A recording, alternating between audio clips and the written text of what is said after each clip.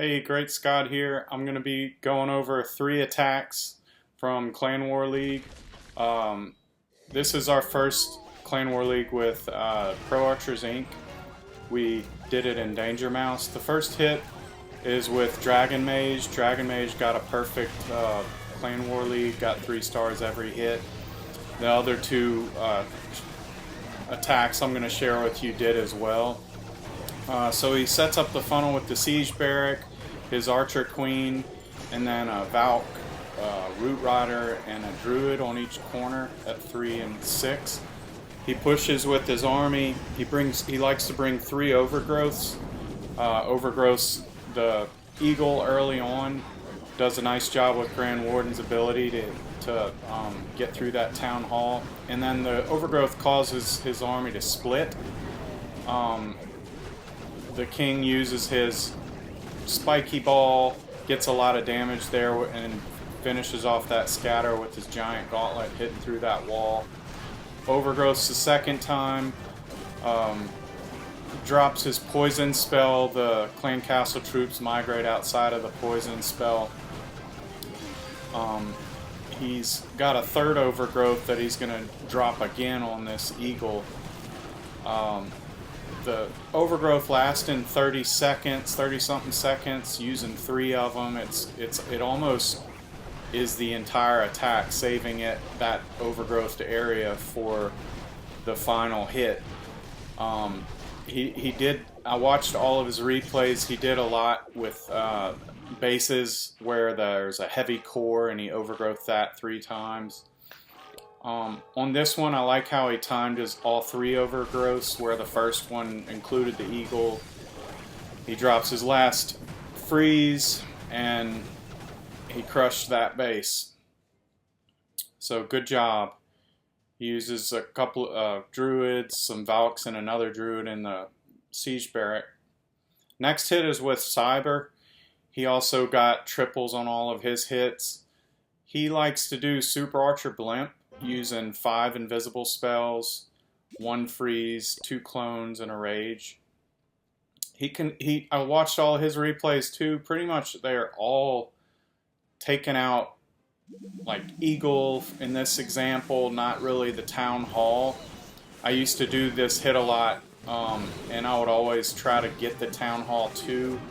You don't really need to. You just need to set up pathing, get a couple of things. Like in this situation, he destroys the eagle, pulls the clan castle troops, draws the clan castle troops out later with the E-Titan, and then gets a few other buildings, but that's really it. He's setting up the pathing here, doesn't finish getting off that Town Hall. That would have been nice. He almost got it too. And he sets his E-Titan. He ended up destroying all of the clan castle troops in this situation. And then he puts his Archer Queen and King at 6 o'clock, pushes his roots, his witches, and he brings 4 druids. He puts 2 in at the beginning.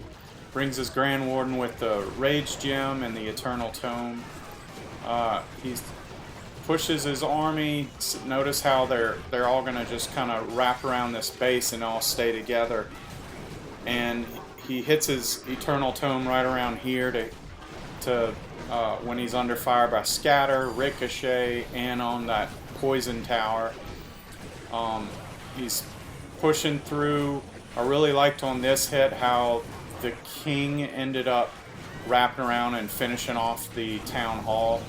And that was kind of cool how those few little, I think it was Skellies, set off that remaining Poison Tower. That was really high value for those little skeletons under Eternal Tome.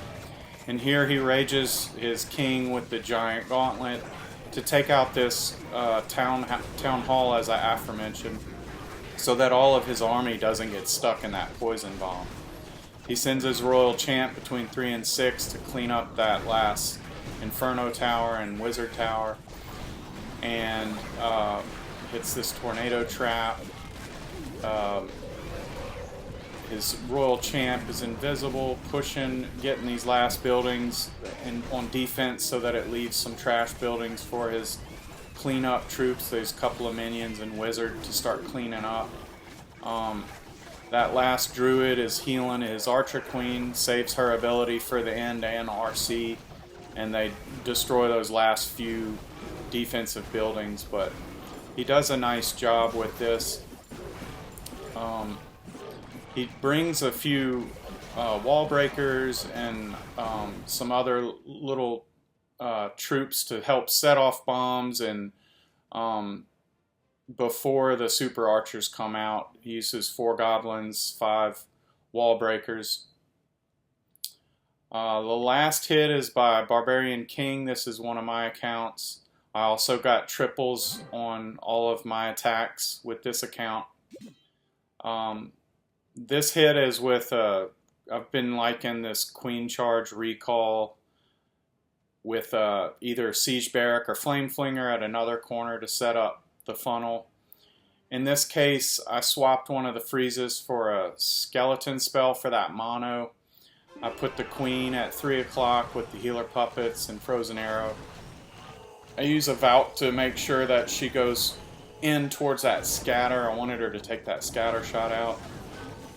And then I dropped this skeleton spell in the Siege Barrack at 6 o'clock. They end up kind of clearing that corner. The Queen's clearing out the other corner. And it allows a good funnel to start putting my roots, vaults, the Grand Warden, the King's following. I wait on this recall because I wanted her to get that last expo out. Then I recall her. It's unfortunate I lose a healer to that Seeking Airmine. And I would think, yeah, I'm late on the Grand Warden, but not really, because the timing that he got in place where he needed to be, he healed. It's a healing tome, an eternal tome, so I'm not wasting anything. He's just meant for healing and eternal, and the timing with the Town Hall takedown was great. I dropped that overgrowth on the Eagle. It causes my troops to kind of split here, and I placed the RC to help clean up at 9 o'clock. Those few Valks luckily were there to take out the RC, so the RC doesn't just mow down the Root Riders. I used that last remaining Rage spell for the Queen and Royal Champ. I'm saving the King's ability for the end as well to help clean up some defensive buildings. I'm kind of waiting on him to clear a few more trash buildings so the Spiky Ball gets directed into that 12 o'clock defensive corner.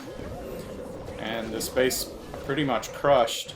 Fast forwarded it at the end because it's just clean up at the end, but this was a lot of fun with this group. We are Rad United Discord server. We have a family of clans and just having a lot of fun.